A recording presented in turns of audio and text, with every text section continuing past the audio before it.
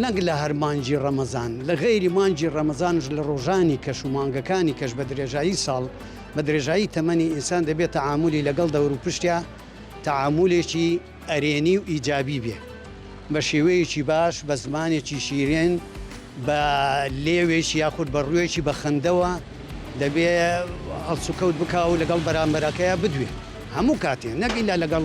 ئیلا هەر لە مانجی ڕەمەزانە لە هەموو کاتەکانی کەشە. مانجی ڕەمەزان ئەم مانگە مانجێکی خۆشە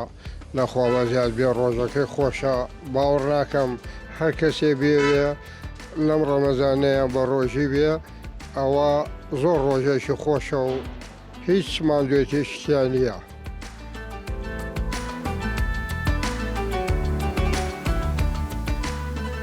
گرنگەکەی ئەوەیە مانجێکی پیرۆزە مانگێکە کە ئەوەی خەڵک تەعاتی خوا بکا و ئەم مانگە ئیش و کار نەکا نوێژی تیا بکات و ڕۆژی تیا بگرێت و زکری مانگی زکری خوا بکە.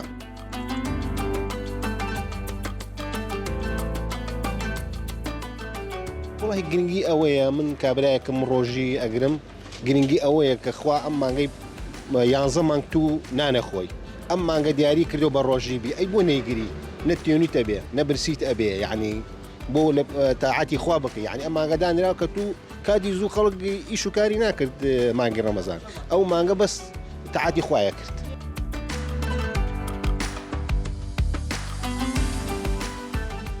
هەم ڕاضەیەکی بەدەنیە و هەم دینیە ئەم ڕەمەزانە نابێ ئێمە لەبەرەوەی ئەم ڕەمەزانە نابێ ئێمە هیچ لێ عاجز بین ئەم ڕەمەزانە میێوانی ئێمەیە دەبێ خۆمان بزانین چۆن هەڵس و کەوت لەگەڵ ئەم ڕەمەزانەیەکەین. دەبێ هەتا پێشکرد دەبێ هادێ دەبێ نێژ و تەعاتەکەش بە ڕێکوپێکی بکەی ساوەدا ماڵی خەڵک نەبێت ئینشەڵا ڕزقێکی حەلال پێیا بکەی ئینشەڵڵا.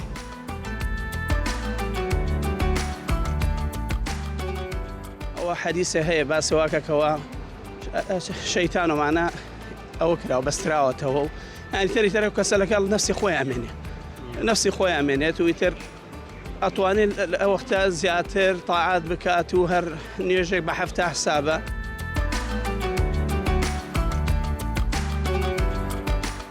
ئەگە خەرک ببینێتەوە حرمان بەم حالە نابێت ئەنی تو ئەگە وەک مانگ ڕەمەزان نیکەی ئێستا مانگ ڕەمەزان ئەم ڕزقە ئێرە بجێ بێ لە کەس دەستی نادات دوای مانگ ڕەمەزان ئێرە بجێ بێ لە شەو بجێ بێ لە بارین ئیستی نماوە.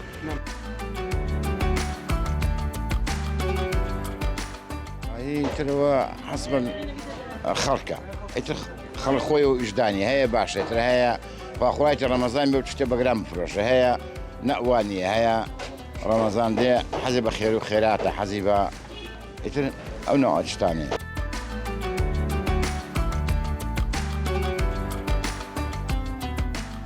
تاموچێکی تایبەتی خۆی هەیە جیاوازە لەگە مانگەکانترە مانگی خێر و بەرەکەتە پێویستە ئەم مانگە بە تەواوی یعنی زۆر بە گەرموگوڕی پێشوازی لێ بکرێت لەبەرەوەی مانگێکی زۆر پیرۆزە هەروەکو پێغەمبەر صلی الله علیه و سلم فەرموویەتی ئەگە بتانزانایە چی لەناو مانگی ڕەمەزانە هەیە چ خێر و بەرەکەتێکی هەیە هەستانە کرد هەر 12 مانگەکە هەمووی مانگی ڕەمەزان بووایە.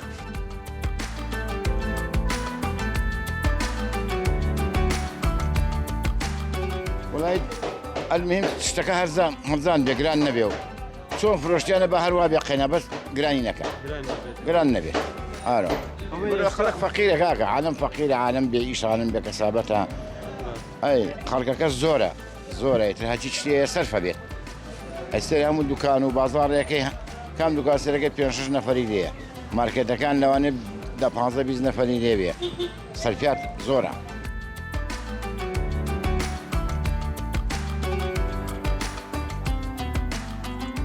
وڵی گرنگەکەی یعنی بی ئەوەیە کە تۆ بۆخوا بە ڕۆژوو بیت ئەمە یەکەم دوایش کە بە ڕۆژۆ بی هەموو چاوت زمانت جۆت دەست پێت هەمووی بە ڕۆژوو بێت ئەوە لەسەروی هەموو شتێکەوە لە دوای ئەوەش هەڵسوکەوتت لەگەڵ مرۆڤەکانە ئەبێ جیاواز بێ وەک لە مانگەکانتر نابێ بە هیچ شێوەیەک ئینسان تون و تویشی بەکاربێنێ لەبەر خاتر ئەم مانگە پیرۆزە ئەبێ وەک سۆڵە زمانی بە ڕۆژوو بێ زمانی ئەو زمانە قسەیەکی خراپی لێ دەرنەچێ ئەگە قسەیەکی خراپی لێ دەرچوو ڕۆژۆکەش لەوانەیە ئەگەر بەتاڵش نەبێ نیوەی خێرەکەی نامێنێ ئەمە گرنگیدانە بە مانگی ڕەمەزان یعنی کە پێویستە ڕێز لەو مانگە بە تەواوی بگرین دوای ئەوەش بەنسبەت بازاڕشەوە پێویستە ئەوەش هەر ڕێزگرتنێکە لە مانگی ڕەمەزان کە چاومان لە هەژاران بێت شت بەگران نەفرۆشین هەر وەکو ماهانکانتر کە چۆن ئەمان فرۆشت ئەوها بیفرۆشین زیاد نەخێنە سەری و چاوشمان لە هەژارەکان بێت بە جۆرەی توانە بەڵێ مانگی ڕەمەزان مانگێکی پیرۆزە فەرزە لەسەر ومەتی ئیسلام ئەبێ لێبوردنمانە بێ عەسەبی نەبین عانفتار کە دێنەوە بۆ ماڵ عەسەبێتی بە سیارە لێخوڕین و لەگەڵ خەڵکا یینکەی ئەمە چیەوە بە ڕۆژی تووڕەبی ئەبێت تەحمل تەبێت سەبر تەبێت لەبەرەوەی ئیسلام فێری ئەمەمانی کردووە مانگێکی پیرۆزە موارەک بێت هەموو مسڵمانان ئەم مانگە بەلای تۆ تام و چێژە خۆی هەیە مانگی ڕەمەزان ئای تەبعەن مانگێکی تایبەتە مانگێکی یعنی تر خۆشە هەموو شتێکی تیا عیبادەتی تیاکەیت تەسامحی تیاکەیت سەحیفەی تازەڵە دیتەوە لەگەڵ خەڵکە ئەوانەی تر ئەم چۆن ڕۆژەکانی مانگی ڕەمەزان بەسەرە بێتەوە وڵایەتی بە ڕۆژی تو تر بە شەویژەکی بۆ تەراویح و دەوام تەبێتی دەوامەکەی خۆتەکەیت و دیتە بۆ ماڵ و ئەوانەی لەگە ماڵ مناڵ بە ڕێخی پێویستە خەڵک لە مانگی ڕەمەزان و ڕۆژەکانی مانگی ڕەمەزان چۆن تەعامل لەگە بەرامبەر بکە بە لێبوردنەی بە تەحمل بە سەبر ئەبێ ئەوانە تەبێت نابێ هەموو شتێ بێت تۆ بە ڕۆژینی بۆ خەڵک تۆ ڕەبیت و عەسەبی بیت و ئەمانە ئەبێت تەسامح تەبێت و لێخۆشبوون تەبێت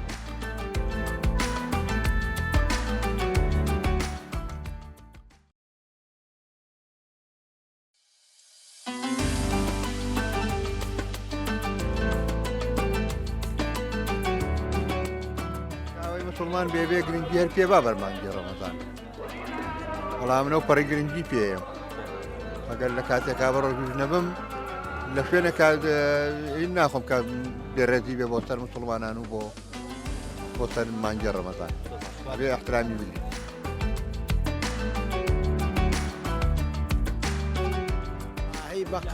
هەموو دنیا ڕێزە مانگی ڕەمەزانە ڕەمەزان شاری مانگێک نییە کە بیا ڕێزی لە نەگرێ ئەبێ هەموو ئینسانێ بە تایبەتی خصوصەن مانگی ڕەمەزان هەموو مانگەکان مانگی خۆی بەس مانگی ڕەمەزان ئەبێ زیاتر ڕێزی لێ بگرێت لەبەرەوەی دڵکراوی بۆ فەقیر بۆ هەژار بۆ نەبووان بۆ کەم دەرامەتان ئەبێ مانگی ڕەمەزان بە تەخصوصی سێدیکی مانگێکی تایبەتە مانگێکی بەڕێزە مانگێکی خۆشەویستە لای خۆی گەورە لە پەنای هەموو وەختی خۆم و بۆ مردن ئامادە کردێ کە خۆم و ئەمردن ئامادە کرد ئەبێ حاضرم و بۆ خواپەرستی باپیرە مانگی ڕەمەزان شەر نییە مانگی ڕەمەزان مانگێکی هەڵبژێریایە لە پیرۆزیە ئەمان خۆ مسڵمانەتیار مانگی ڕەمەزان نییە من مانگی ڕەمەزان نوێژوو بکەم و دوای مانگی ڕەمەزان بڵێ مەڵایش نەوەڵاوان نییە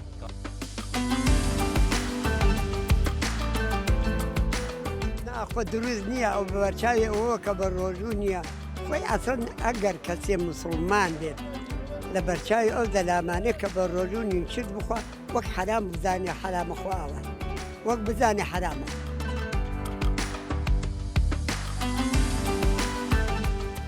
شتێگەر دابوونەریدێکی خۆی و چۆن هەموو وڵاتانێکە پێوەین پابندن بەدینەکەی خۆوانێ وەش پابندی بەدینەکەی خۆمانەوە حەق خەڵکی پابندێ بەدینەکەی خۆیەوە بە یەک مانگە کابراوە تۆ یانزە مانگە بە ئارەزوو خۆت هەموو شتێکی خۆی کێشە نییە ئەم مانگە بە پابندی بۆ مانگەوە خۆی هیچ دنیا شەوەکە زۆر خۆشەوەکو ساڵانێ بڵێ گەرمایان شتێک نەتوانی دەبێت نەبرسی دەبێت هیچ شتێک نییە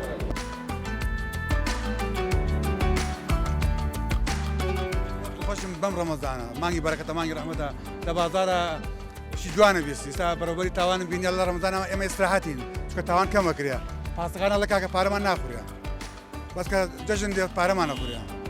مانگی ڕەمەزان مانگی لێبوردەیە مانگی خۆشەی مانگی بەرەکەتە مانگی ڕێزە مانگی بینەنانەوەی فەقیرە کە تۆ من بە ڕۆژم ئێستا هەستەکەم کە من بەسەری چەند ناخۆشە هەژایی چەند ناخۆشە ڕەمەزان مانگی چۆندە پیرۆزە هەموو ئینسانێک ئەگەر لە توانای هەبێ گوناح بە ڕۆژوو نەبێ یەکەم جێوی پێن کە دووەم ئەبێت بە ڕۆژوو بی لەبەر خاتی خوا کە لەبەر ئینسان کە بە ڕۆژوو بوو لە هەموو شتێکە بێ بگەڕێتەوە ینی لە حرام و حەڵاڵی بگەڕێتەوە ئەبێ لە شر فرۆشتنە ئاگای لە خەڵک بێ ئەوە نەبەشت گرانکە لەسەر خەڵک ئەنی ئەبێ ئادابەکانی ئیسلام هەموو جێبەجێکەی ئێمە ئەوەی کە لە تواناشمان نابێ و شەخسی خۆمان بۆ ڕەمەزانەوەی لە توانامانەوی شەڵا قوتور ناکەین هەم بۆ سیارەکانی هەم بۆ ڕێزگرتنی ڕەمەزان باوچێنن ئەگەر کەسێک بە ڕۆژوش نەبێ ئەبێ ئەدەبێ ئەوەندە تایە بڵێ مانگی ڕەمەزانە وەکو ڕێز و حرمەتی ڕەمەزان ئاگای لێبێ کەشن نەخوایە لە بازارە بە سوچی سێری خەڵک نەکە ئاگای لە مانگی ڕەمەزان بێ باوچێنن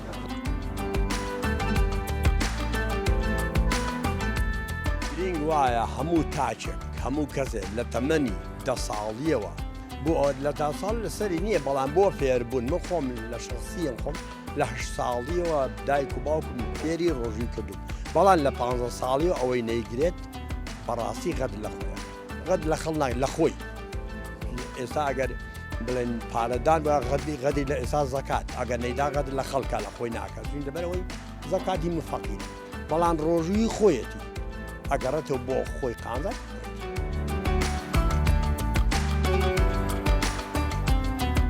وای گەورەوە دابەزیوە بۆ ئێمە ئەو ڕێزی بۆ ئێمە داناوە ئێمەشە بێ ڕێز بۆ ئەو دانێ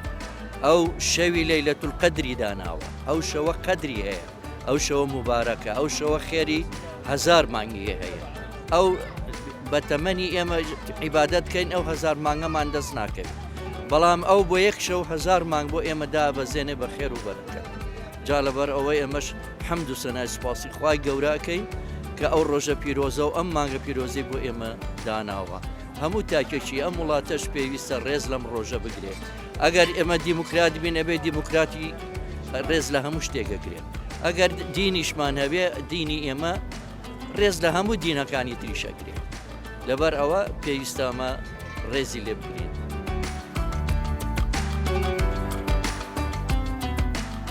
هەموو تاکێک بە ڕۆژ بێ گەرنگە هەموو تاکێک مسلمان بێ گەرنگی هەموو تاکێ تەنیا خوا بپەرسێ بۆ هیچ کەسی تر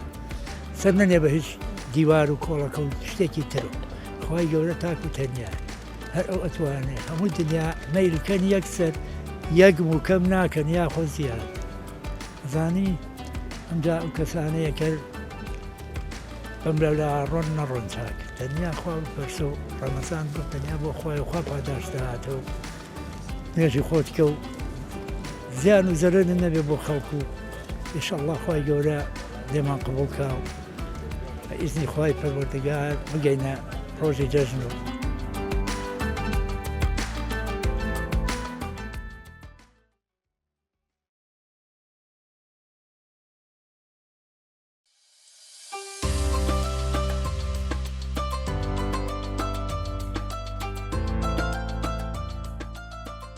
ڕەمەزان یەکە کە لەو مانگانەی کە بەڕاستی نوێبوونەوەی مرۆڤە لە ناخدا لە ماڵدا چونکە لە ڕووی تەندروستیشەوە لە مانجی ڕەمەزاندا مرۆڤەکان ئەوانی کە بڕوایان پێ هەیە هەوڵ ئەدەن واز لەو خوانە بینن کەوا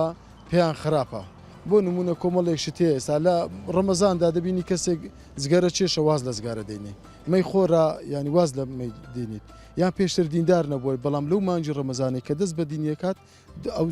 لەو مانگە ئەبیتێ دەستپێک ووە مانگەکانی کەش بە دوایەوە دێت مانجی ڕەمەزان مانجی لێبوردەیە یەکێک لە گرنگترین شتەکانی مانجی ڕەمەزان بەلای منەوە لێبوردەیە وەچووکە لە دوای ڕەمەزان جێژنە دێ حادەتە ژوایە لە جێژنەدا خەڵک سەردانی ئێکەکە ئەوەشیان هەردەستکەوتێکی مانجی ڕەمەزانە چونکە لە جێژنەدا ئەو خەڵکانە سەردانی یەکەکەن کەوا پێشتر دڵیان لێ گڕەنجاوە و لە ڕووی تەندروستیشەوە هەمومان ئەزانین کەوا دکتۆرەکان باسیەوە یەکەن کەوا مانجی ڕەمەزان چەندە سوودی هەیە لە ڕووی تەندروستیشەوە و لە ڕووەکانی دیکەشەوە بەڕاستی مانجی ڕەمەزان واد لێ ئەکات کەوا تۆزێک فرێژ بیەوە واز لە ئیشە قورسەکان بینیت وە تۆزێک پشوو بە خۆت بدەیت لەو مانگەدا واز لەو ئیشانە بینی کە پێشتر ماندویان کردی و لە مانجی ڕەمەزاندا وا کرێکەوات و قورئانە خوێنی یانیان خوێندنەوەتەیە ئەو بابەتانی کە ئەتەوێت بخوینیەوە کە پێشتر مەجال نەبوو بەهۆی بە ئیشەوە بەڵام ئێستا ڕەمەزانە و لە ماڵەوە دانیشتووی خۆشت سەرقاڵەکەی بەو بابەتانەوە بەڕاستی ڕەمەزان لە لای من مانگێکی زۆر زۆر تایبەتە لە هەموو ڕوێشەوە لە ڕووی دەرونی لە ڕووی جەستەیەوە و بەڕاستی مانگێکیشە مانجی بەخشندەیە ئەتوانین بڵین مانجی هەژارانە ڕاستە هەژارەکان لەو مانگەدا ئیش ناکەن بەڵام ئەگەر سیر بکەی زۆرترین دەستکەوتیان هەیە چونکە سەرمایهدارەکان لەو مانگەدا لەو مانگەدا ئەبەخشن و سەرمایهدارەکانی زۆر جار هەیە بە درێژایی یاخود لە 11 مانگدا بەس سەرقاڵی کۆکردنەوەی پارەنا بەڵام لەو مانگەدا هەوڵ ئەدەن کەوا بزان سەرمایەکەیان چەندە و بۆ ئەوەی زەکاتی لێ بدەن.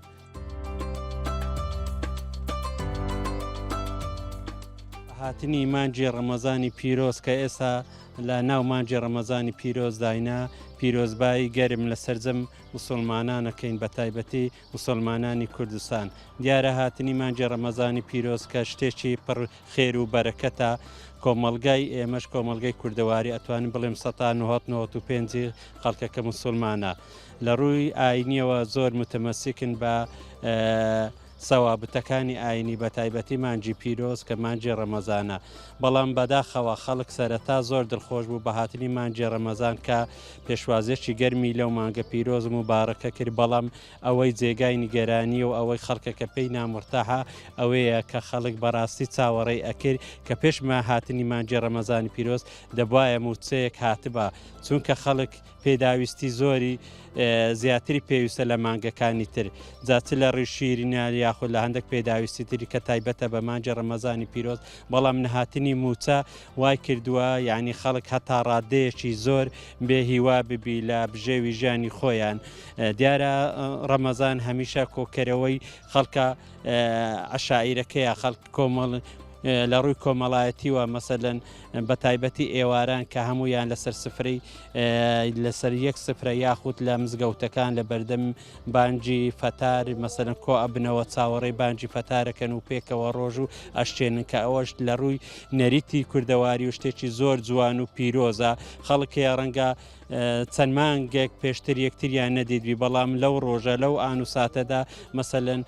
تۆقە لەگەل یەکەکەن مەسەلەن مانجی پیرۆزی ڕەمەزان لێک در پیرۆزەکەن پێکەوە فەتارە ئەشتێنن کە شتێکی زۆر پیرۆزە من ئەوەندەی تێبینیم کردووە بە تایبەتی لە شاری ڕواندوس خەڵکەکە زۆر پابەندە بە مانجی ڕەمەزان وەڵی ئێواران کە ئەچێ بەردەمی مزگەوتەکانیا شەوانە کاتی نوێژی تەراویح و یعنی جێگاتن یا ڕابوەسی ئەوەندە خەڵک بە تایبەتی گەنجەکان مناڵەکان مەسەلەن دێن نوێژی تەراویح و ئەوە ئەکەن بەڵام ئەوەی پێی نامرتاحە خەڵکەکان هاتنی موچەیە ئەوەش کاریگەریەکی زۆر خراپی لەسەر خەڵکدانایە کە خەڵک ناتوانێ هەرچی پێداویستی خۆیەتی لۆمانجی ڕەمەزان پێ بکرێت و دابین بکات بۆیە دەبوایە حکوومەتی هەرێم خەمێکی زۆر گەورەی لە بەربایە نەک هەر موچە لە پێشمانجی ڕەمەزان دەبایە دوو موچەیان لە پێشمانجی ڕەمەزان هاتبە موچەی دومیشان بەر لە جەژن موچەیەکی تریدابا لۆەوەی هەم ڕەمەزانەکە بە خێر و خۆشی و تێپەڕی باە بۆیە من داوا لە وەکو هاوڵاتیەک داوا لە حکوومەتی هەرێمی کوردستانەکەم ئەگەر نەیتوانی بەر لە مانجی ڕەمەزان موچەکە دابەش بکە پێش هاتنی جەژنی ڕەمەزان بەڕاستی موچەکە دابین بکات و دابەش بک بەسەر خەڵک بۆی بازارەکە ببوژێتەوە دڵی خەڵک خۆش بێتن جارێکی دیکە پیرۆزبایی خۆم لە مانجی ڕەمەزان و سەرجە مسلمانان ئەکەم بە تایبەتی سنووری ڕواندوز و سۆران و باڵەکایەت و ئەو سنوورێکە تێداینا پیرۆز بێت و چاوەڕێینە ئینشاءالله ئەو مانگە وەکو خدا لە زۆر ئاەت فەرموویەتی مانجی ڕەمەزان مانجی خێر و بەرەکەت و لێبوردەیە هیوادارم ئەو خێر و بەرەکەتە خوای گەورە بەسەرماندا بڕژێنی دووبارە پیرۆزە لە هەموو مسلمانانی کورد و مسلمانانی جیان. سەرەتا بە ناوی خۆی گەورە و میرەبان دیارە مانجی ڕەمەزان لە مسلمانان تەواوی مسلمانانی جیهان پیرۆز دەکەم و ئەم مانگە با بڵێن لەلایەن مسلمانانەوە باخێکی زۆری پێدەدرێت و گرنگی و تایبەتمەندیەکی زۆری هەیە دیارە لە بە تایبەتی ناوچەکانی با بڵێن هەرێمی کوردستان مانجی ڕەمەزان زۆر ڕێزی لێ دەگیرێت بە بۆنەی ئەوەی کەوە لە مزگەوتەکان و با بڵێن ئەم کەسانێک کە لە ماڵەوە خێزانەکان بەیەکتری لەگەڵ یەکتری کۆ دەبنەوە و پێکەوە ڕۆژ و ئەشکێن کە ئەمەش لە کاتێکدا کە وەک باسیشم کرد لە مزگەوتەکانیش شت ئامادە دەکرێت بە مەبەستی ئەم ڕۆژەوە هەروەها با بڵێن خورماوە نیسک یاخود ئەم خواردانە ئامادە دەکرێت بە بۆنەی مانجی ڕەمەزانی پیرۆزۆ دیارە ئەمەش بۆ تا با بڵێن شتێکی گرنگ لە مانگەداوە. وەکو مسلمانێک وەکو هەموو ساڵێک لە مانگی ڕەمەزان خۆم ئامادە دەکەم ئەم ساڵیش هەر وەکو ساڵەکانی تر خۆم ئامادە کردووە توانیومە تا ئێرە بێنم و هەموو ڕۆژەکە بە ڕۆژوو بووم. گرنگی مانگی ڕەمەزان لەوەدایە کە جگەل لەوەی کە لە ڕووی دینەوە گرنگە لە ڕووی پەروەردە و لە ڕووی گرنگیدان بە جەستە و بە دەروون و بە کێشدا بەزاندن و گرنگێکی تایبەتی هەیە چونکە هەموو کەسێک کە کاتێ بە ڕۆژوو دەبێت ئاگای لە ژەمە خواردنەکانی بێ پاشێوان کە هەڵدەستێ دەبێت شتی باش بخوە یان بۆ نمونە چەند دەنکە خورمایەک هەیە کە دەتوانێت بەردەوامی پێ بدا و ڕۆژوەکەی پێ بەردەوامی پێ بدا و ڕۆژوەکەی پێ بگرێ وەجگە لەوەش کە خواردنەکانیش دەبێ گرنگی پێ بدەین خۆمان دوور بخەین لەو خواردنانەی کە سوورەوە کراون یانیش خواردنی لە قوتون راون. جگە لەوەی کە مانگی ڕەمەزان مانگێکی پیرۆزە دەبێت هەمومان لێبوردەیی بنوێنین و لەگەڵ یەکدیدا باش بین.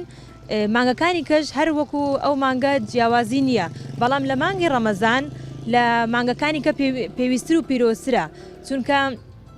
ئەگەر ئێمە لە خۆمانەوە سیر بکەین دەتوانین زۆر شتی باش بکەین دەتوانین یەکدی قبول بکەین بەبێ جیاوازیەوە و ئەو مانگە بۆ ئەوە دانراوە کە تاوەکو بتوانین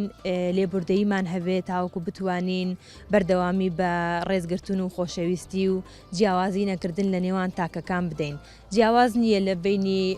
دایک باوەک هاوڕێ یان کەسێک کە بچووک بێ گەورە بە هیچ جیاوازی نییە ڕێز هەر ڕێزا خۆشەویستی هەر خۆشەویستیە کەسێک کە غەدرێکی لێکردوین بەڕێی خۆم دەبێ بیبورین نەک لەبەر ئەوەی کە وا ناومان بندرێ کە نەفامین بەڵکو ئەوە ئەو پەڕی خۆشەویستی و ڕێزی مرۆڤایەتیە دەتوانین لەگەڵ بەرامبەرەکەمان بەردەوام بین چونکە ئەگەر لێبوردەی هەوێ لە نێوان مرۆڤەکاندا بەڕێی خۆم خۆشەویستی زیاد دەکات. بەڕاستی مانگی ڕەمەزان جیاواز لە هەموو مانگەکانی دیکەیە لە مانگی ڕەمەزان ئینسان هەز بە ڕاحەتی دەروونەکە ینی نەفسیەتت مرتاح دەبی بەڕاستی ئەمەش لە تەمەنێکی گەنجین یعنی بەڕاستی لەو تەمەنە گەنجی ئەگەر من نوێژ نەکەم تەراویح نەکەم عیبادەتی خوای نەکەم ئەخر یعنی کە تەمەنم بەسەرکەت بەڕاستی ئەو تااقەت و قوتم نامینی ئێستا من ئەگەر ختمی نەکەم ئێستا گەر من تەراویحان لەگەر مامۆستا جەمعی مزگەفتێ نەکەم بە یعنی ساگەر ئەهلی جەمع و جماعەت و ئەهلی دەست و نوێژ نەبم بەڕاستی کە تەمەن بەسەرکەوت یعنی جارێک شەخۆ ئینسان هەر جارێکەژێ خۆ دووجار ناژیم مانگی ڕەمەزان فرسەتی عمرە بەڕاستی یعنی میوانێکی زۆر عەزیزە ئەبێ زۆر قەدری ئەو میوانە بگرین ئەو میوانێکی بە شخصیاتە بەڕاستی ئەگەر قەدری نەگری زوو دەکرێت هەر دەستێت و دەڕوا وەگەر ڕۆیشتی و بارگەی خۆی تێک نایەوە تۆش بەبێ یعنی ئەوەی کە جوهدێکی باشت کردبێ هەر ئەسەفێکە کێشی من وەکو مسلمانێک کە ملزمم بە شریعەتی خوای پەروەردگار ئەبێ ڕێزی ئەو مانگە بگرم و بەڕاستی ئەبێ یعنی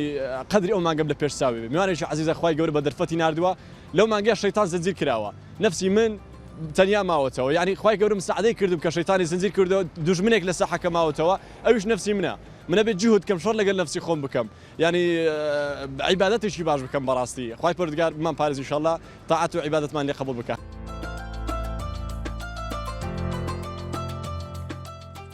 مانگی پیرۆزی ڕەمەزان دیاریکراوە بەو مانگەی کە زیاتر بگەڕێنەوە سەردین و تاعات و ڕۆژ و نوێشکردن ئەو مانگەش بەتەنیا هەر ئەو ڕۆژ و نوێژ و زیکر نین بەڵکو بەخشندەیە لێبوردەیە و گەگەڕانەوە و باوەشکردنە بە یەکتردا کە لە 11 مانگەکەی دێرتا ناتوانێت بەهۆی سەرقاڵبوون یان بەهۆی کارێکەوە یان بەهۆی تووڕەبوونێکەوە بکەیت بۆیە لە مانگی پیرۆزی ڕەمەزاندا ئەبێ لەلایەنە کۆمەڵایەتەکەی سەردان و چونە یەکتر زیاتر بێ و بە تایبەتی ئەو کەسانەی کە دڕەنجانەکە بووە یان بە تایبەتی ئەو کەسانەی کە تووڕەبوونەکە بووە بۆیە گەڕانەوە لە لای ئەوانە ئەرکەچی دینیە و ئەرکەچی ئەخلاقی کۆمەڵایەتیە بە تایبەتی لەو مانگەی کات جێبەجێ بکرێت لە مانگی پیرۆزی ڕەمەزاندا مانگەکە مانگی بەخشینە بە تایبەتی لەو مانگەی کە ئەبینی لەسەر سفرەی ئێواران ئەبینی لە ماڵی خۆت سفرێکی ڕازاوە هەیە بەڵام لە جیرانەکەت لیان کە سوکارت یان خەڵکەشکە هەیە هەست پێەکەی کە بەو شێوازەی سفرە ڕازاوانە دەبی هەست بکەیت بەوەی کە بتانی سفرەی خەڵکەکانی تر وە کەسەکانی تر کە پێویستن وەکو سفرەی خۆت بڕازینەوە ئەو جارە ئەو سفرەی کە لەسەری دانیشی فتار و ڕۆژشکانەکەیدا تێدا ئەنجام بدەیت بۆیە ئەو مانگە دیاری کراوە بە مانجی لە خۆگرتنەوە لە خواردن و خواردنەوە هەر بەو مانایە کات و شتێکە خۆیت و شتێک ناخۆیتەوە بەڵکو ئەو مانگەیە کە خۆگریتەوە لە تاوان لە ئەو کارانەی کە لە مانگەکانی تر ئاسان ئەنجام بدرێن بۆیە لەو مانگەیدا کە پێویستە ئەنجام بدرێ ئینسان خۆی بگریتەوە لە تاوان خۆی بگریتەوە لەو شتانەی کە لەگەڵ خود و ڕەوشی ئینسان ناگونجن بۆیە پێویستە لە مانجی پیرۆزی ڕەمەزاندا ئێمە هەمومان بەیەکەوە بەخشندە بین و لێبوردە بین و بتوانین لەو مانگەیدا زیاتر ماڵەکانی خوددا ئاوەدان بکەینەوە و نوێژ و تەهات و زکری خوددا زیاتر بکەین بۆی بتوانین لە ببیتە دەستپێکە کلۆ مانگەکانی دیکە و لە مانگەکانی کە شاوشێوە ڕەمەزان کە دەستمان پێکردە بەردەوامی پێ بدەین.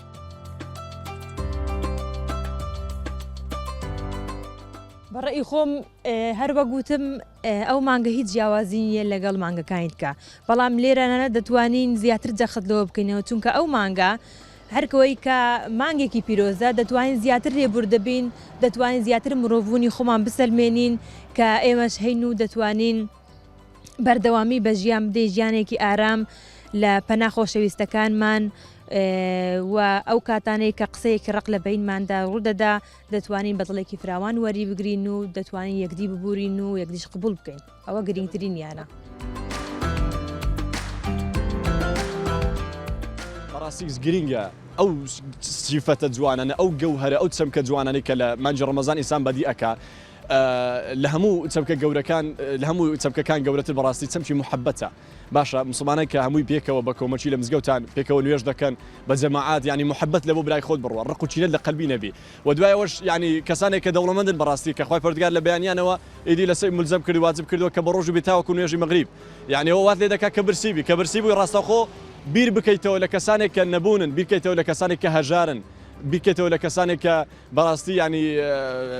سفرە خوانێکی باشیان نییە بۆ فتارکردنەوەیان ئیدی ئەبێ مسلمان سیلەی فەراح بێ ئەبێ ببەخشێ ئەبێ سینە پاک بێ ئەبێ بەرامبەر برانی خۆی ینی چاک بێ چاکە خواز بێ ڕەمەزان فێری ئەو چەمکە باڵا نەمانەکە بەڕاستی وەلا ئینسانەکە کە ئەخلاقی باڵای لەخۆ